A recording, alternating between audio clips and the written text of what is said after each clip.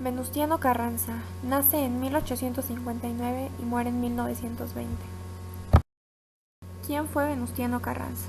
Fue un político y empresario mexicano que participó en la segunda etapa de la Revolución Mexicana. Tras el asesinato de Francisco I. Madero, con quien logró derrotar al gobierno usurpador del general Victoriano Huerta, fue el encargado del poder ejecutivo desde el 14 de agosto de 1914 y presidente de México de manera constitucional de 1917 a 1920, año en que fue asesinado por tropas del general Rodolfo Herrero. Venustiano Carranza tuvo que ver con el maderismo porque en un principio no se comprometió con Francisco I. Madero, después decidió adherirse al maderismo exiliándose en San Antonio, Texas, y comprometiéndose a acudir al llamado de las armas. Luego fue designado por Francisco I. Madero como gobernador de Coahuila. Luego fue nombrado secretario de la Guerra y Marina en su gabinete provisional de la Ciudad Juárez. Como gobernador de su estado, organizó fuerzas auxiliares que impidieron el paso de los rebeldes ororquistas a Coahuila en 1912. ¿Cómo fue la presidencia de Venustiano Carranza?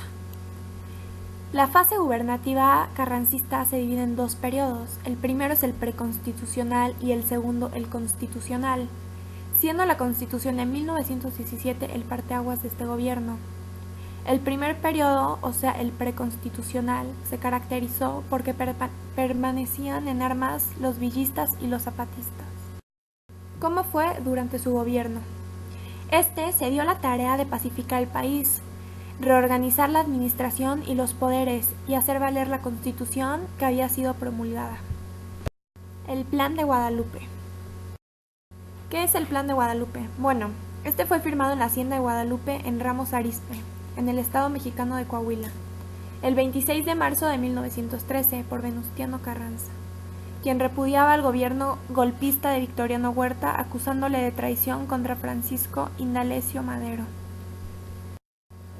¿Qué establecía el Plan de Guadalupe? Bueno, el texto establecía que al entrar a la capital del país, Carranza o quien lo hubiese sustituido en el mando por razones necesarias, se encargaría del poder ejecutivo, el tiempo perentorio para convocar a elecciones. ¿Qué pasa con la firma de este tratado? Bueno, el tratado fue firmado en la Hacienda de Guadalupe en Ramos Arizpe, en el estado mexicano de Coahuila, el 26 de marzo de 1913. Abajo podemos observar en la imagen una parte de este tratado. Hola, mi nombre es Ana Paula Mayo y voy a hablar del Plan de San Luis. En 1910, el Partido Nacional Antireeleccionista eligió como candidatos a la presidencia y vicepresidencia de México a Francisco Madero y a Francisco Vázquez Gómez. Se consideraba que la mancuerna era adecuada ya que Madero era popular y Vázquez tenía un reconocido prestigio político. Durante la gira de campaña fue detenido por proteger a uno de sus oradores, acusado al incitar la rebelión. A finales del mes fueron trasladados a San Luis Potosí. Con Madero en prisión se llevaron a cabo las elecciones primarias en junio y el 10 de julio las secundarias, declarándose triunfador indiscutible a Porfirio Díaz. El triunfo fue ratificado en septiembre por la Cámara de Diputados después de rechazar un recurso de apelación presentado por Madero y los antirreeleccionistas, donde se solicitaba la anulación de las elecciones por considerarlas fraudulentas. Madero fue liberado bajo fianza y huyó a la ciudad de San Antonio, Texas, e inició con sus colaboradores la redacción de un documento para convocar una lucha armada contra Díaz. El documento fue fechado el 5 de octubre, último día que pasó en la ciudad de San Luis Potosí. El Plan de San Luis Potosí consistía en un llamado al pueblo mexicano a levantarse en armas, desconociendo la reelección de Díaz en el cargo, anulando las recientes elecciones y convocando a nuevos comicios. Además, proclamaba el principio de la no reelección. Madero se comprometía a restituir a los campesinos las tierras que le habían sido arrebatadas por los hacendados por abuso de la ley de terrenos baldíos. Emiliano Zapata nació en México en 1879. Fue un líder revolucionario y reformador agrarista mexicano.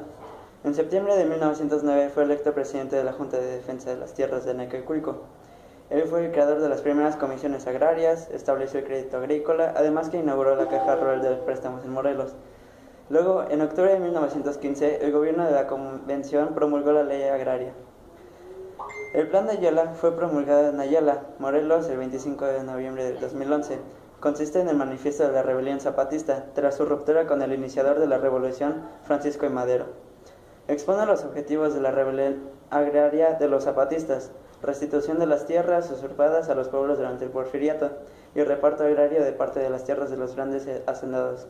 Emiliano Zapata murió en Morelos en 1919. La igualdad no existe ni puede existir. Es mentira que todos podamos ser iguales. Hay que darle a cada quien el lugar que le corresponde. Francisco Villa.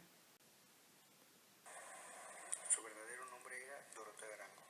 Villa se dedicaba al campo en su infancia. No solo era guerrillero, también era comerciante.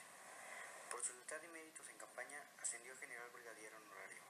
El recelo de Victoriano Huerta le provocó dificultades y estuvo a punto de ser fusilado, pero el general era implacable. Se fugó de la cárcel militar en 1912 y se refugió en Estados Unidos. Se dice que tras la muerte de Madero, regresó a Chihuahua con tan solo 8 hombres, pero en su